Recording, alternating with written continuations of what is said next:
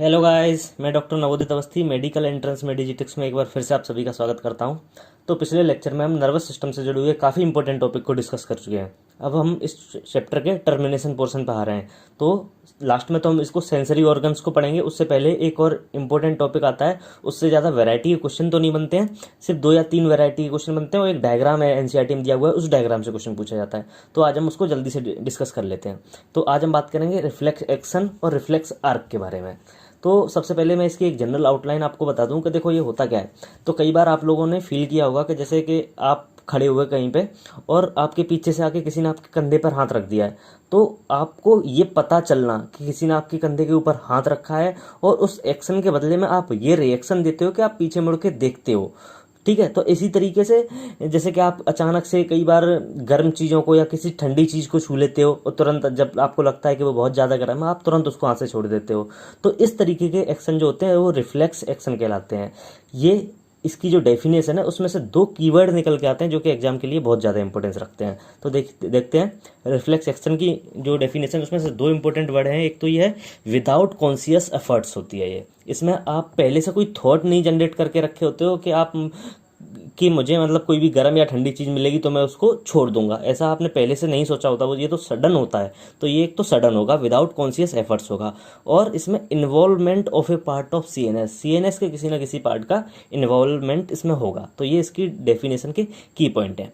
अब देखिए कि देखो कहीं जो जहाँ से भी आपको इम्पल्स मिली है, जैसे कि रिसेप्टर, मैंने हाथ लगाया किसी भी गर्म चीज़ को, मेरा हाथ ऐसे टच हुआ तो रिसेप्टर वो रिसीव किसने किया, जो भी सिग्नल था वो रिसीव किया मेरे हैंड ने। ठीक है, तो ये हो गया रिसेप्टर ऑर्गन। अब यहाँ से वो इन्फॉर्मेशन सेंटर के पास जाती है, किसके थ्रू, एफरेंट नर्व के थ्रू। अब देखो आप याद करो, मैंने आपको बताया था पहले सीएनएस की तरफ आने से एफरेंट, ये मैंने ट्रिक आपको बताई थी।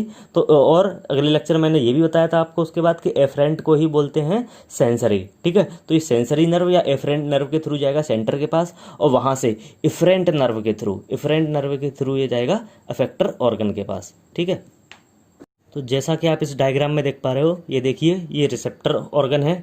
यहाँ से ये इम्पल्स गई एफरेंट या सेंसरी नर्व के थ्रू सेंटर के पास और सेंटर से वो इम्पल्स जो भी इंफॉर्मेशन आई कि आपको इस एक्शन की क्या रिएक्शन देनी है, ये इफरेंट नर्व के थ्रू या फिर इसको बोल दिया मोटर नर्व के थ्रू, ये इफेक्टर ऑर्गन के पास आई और ये ऑर्गन है जो कि उस एक्शन की रिएक्शन देगा। ठीक है, तो देखो एनसीईआरटी में इसका ये डायग्राम जो दिया है वो ये है। इसमें ये नी जर्क रिफ्लेक्स का डायग्राम है। इसमें जो आपके नी के पास जो टेंडन होता है पेटेला बोन के नीचे, वहाँ पर एक स्टिमुलस दिया जाता है। उस स्टिमुलस से देखो ये जैसे ही स्टिमुलस में गया मिला तो ये अफरेंट नर्व के थ्रू एफरेंट नर्व के थ्रू ये इन्फॉर्मेशन गई स्पाइनल कॉर्ड के पास। ये डोर्सल रूट गैंग्लिया, इसको आप याद रखें, डोर्सल नर्व रूट को ये ABCD करके एग्जाम में पूछा जा सकता है, इसके थ्रू होके जाती है, इसके रास्ते में पड़ता है ये। और वहाँ से देखो ये इन्फॉर्मेशन निकली, इन्फॉर्मेशन ये गई इफरेंट या फिर मोटर नर्व के थ्रू, इफेक्टर ऑर्गन वहीं पे आई और उसके बाद जो भी एक्शन था वो एक्शन परफॉर्म हो गया। ऐसा होता है इसमें। ये आपको जब MBBS फर्स्ट ईयर में पहुंचेंगे तो आपको ये प्रैक्टिकल भी परफॉर्म करना होता है नी जर्क रिफ्लेक्स का। मान लीजिए ये आपका नी है तो यहाँ जस्ट पटेला के नीचे जो भी वो है टेंडन, वहाँ पे स्टिमुलस दिया जाता है। जैसे ही स्टिमुलस मिलता है, एक जो हैमर होता है उससे यहाँ वो दिया स्टिमुलस जब दिया जाएगा तुरंत आपका जो भी हैंड का मूवमेंट है वो इस तरीके से होगा। यहाँ रिफ्लेक्स, यहाँ आपको स्टिमुलस मिला और तुरंत जो आपका नी का जो मूवमेंट है वो इस तरीके से हो जाएगा, पूरे फुट का मूवमेंट। तो ये है नी जर्क रिफ्लेक्स। तो आप इस डायग्राम को ABCDEFG करके पूछा जा सकता है, तो आप इसको याद रखें। अब इसकी प्रॉपर्टीज़ में आते हैं। प्रॉपर्टी में 2 प्रॉपर्टी इसकी बहुत ज़्यादा इंपॉर्टेंट है।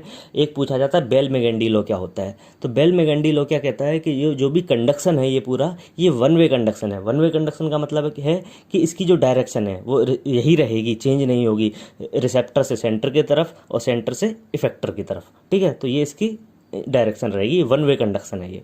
और दूसरा है रिएक्शन टाइम। रिएक्शन टाइम क्या है कि जो भी आपको स्टिमुलस मिला और स्टिमुलस मिलने के बाद जो भी आपने रिएक्शन दी उसके बीच में जो भी टाइम लगने वाला है वो है रिएक्शन टाइम।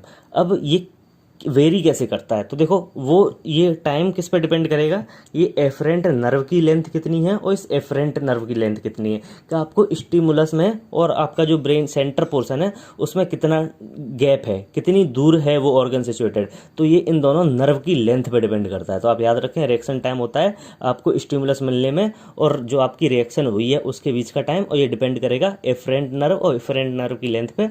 और बेल मेगेंडी लॉ कहता है कि ये वन वे कंडक्शन होता है। वन वे कंडक्शन मतलब कि सिर्फ रिसेप्टर से सेंटर की तरफ, सेंटर से अफेक्टर की तरफ जाएगा। तो इसमें से कुछ ज़्यादा क्वेश्चन नहीं है, यही 2 3 4 क्वेश्चन है। तो आप याद रखें पहला निकलता है कि ये इसकी डेफिनेशन में 2 कीवर्ड हैं, ये है, और फिर डायग्राम में से ABCDEFG करके कुछ भी पूछा जा सकता है। तो आप डायग्राम को बहुत ही अच्छे से दिमाग में रखें और उसकी प्रॉपर्टी में से ये 2 प्रॉपर्टी है। ठीक है, थैंक यू।